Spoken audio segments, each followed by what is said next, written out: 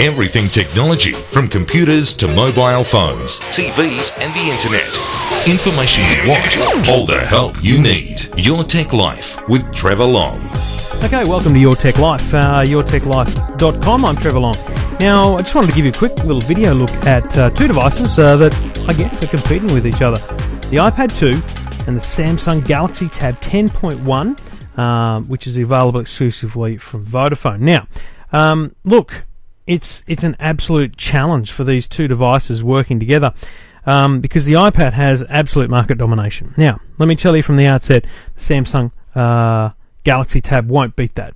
The Samsung Galaxy Tab is a beautiful device. It has an amazing interface. It's using the full brand new Google Honeycomb Android system. And it is slick. It's beautiful to use. It's beautiful to touch, as is the iPad.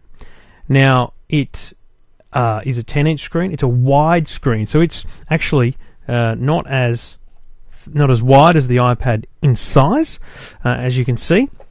But it's a 10-inch screen, whereas the iPad's a 9.7 or something, because it's a wide screen, not 4:3. So you're kind of looking at a bit of a difference there.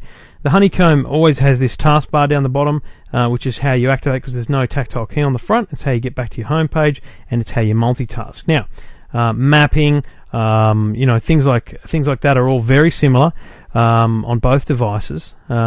It really is more about what you want to do with the device.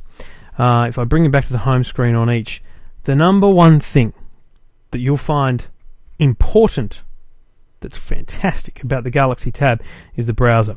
Now let's, you've heard a lot about browsers and issues with Flash on the iPad. So let me give you a demonstration.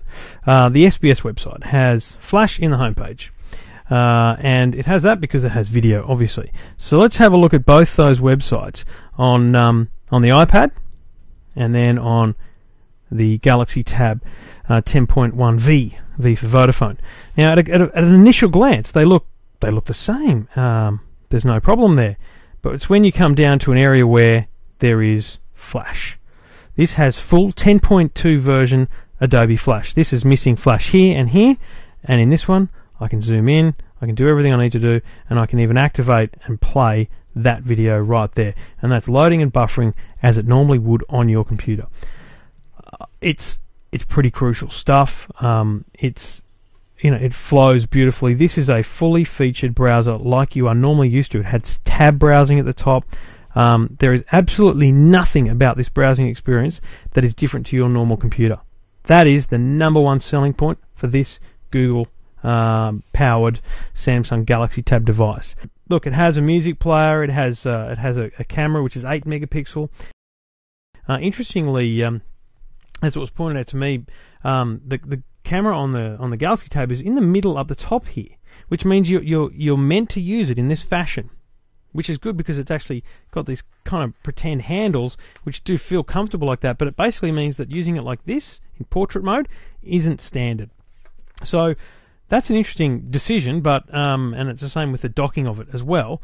And it does have a movie editing software built into it, which is you have to pay for that on the iPad. But I don't think, and having had a quick play, I don't believe Movie Studio, which is the Google Android version, is as powerful or even as easy to use as iMovie is. Now, the number one problem with this device, other than price, because it is more expensive than its comparably sized iPad 2, is the Android market. Now, the problem I have is this. In the Apple App Store, when you search for an application and you're looking on your iPad, let's do a simple one. My wife loves solitaire. So let's search for solitaire here. Okay? Solitaire. Enter. Now let's do the same thing in the Google Marketplace. Now, I've got some great results here, and I've got some great results here. These ones have ratings, they have product information, all those kind of things. But right here on the iPad, I have iPad apps and iPhone apps. And the iPhone apps have a little plus sign next to them if they indicate that they are 100% useful on the iPad, or whether you have to scale them up, they don't have the little plus. Here, no idea. Absolutely no idea which one of these apps is built for a tablet. Now, granted, the honeycomb is new, and the whole tablet environment for Android is reasonably new, but you've got to get this stuff in line straight away, and the Android App Store needs to be updated with that, and it needs to be updated immediately. Let me show you why. I downloaded this Solitaire because I thought, I'll see if my wife likes this device. It's tiny. Takes up 1/6 of the screen. That's ridiculous. You can't operate under those environments. Android, as an operating system, needs to get its application marketplace together. It needs to be as curated, in a sense, as the Apple App Store. The reason that's advantageous is because of quality. You get quality, you know every app you're getting has some level of quality behind it.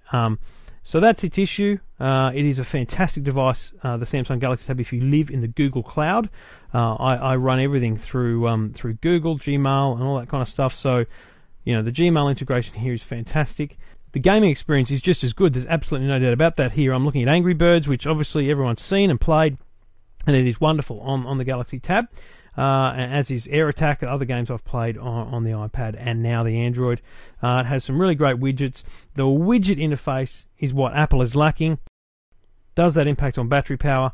I can't be sure. There is no published battery figures yet for the Samsung Galaxy Tab, but I can tell you that I've seen a noticeable decline in battery life, whereas I don't really feel I see that as obviously on the iPad. So I don't think the battery life is going to be as good. I think that will be a disadvantage for it. But check it out, Samsung Galaxy Tab. It's over $700 outright, but you can get it on a plan, $260 odd, and you pay another certain amount per month.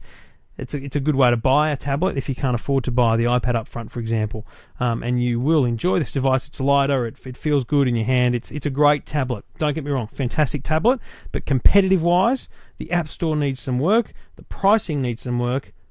And if anything is to learn in terms of what the iPad needs to lift its game, web browsing. The experience of web browsing on the Samsung Galaxy Tab will absolutely blow your mind.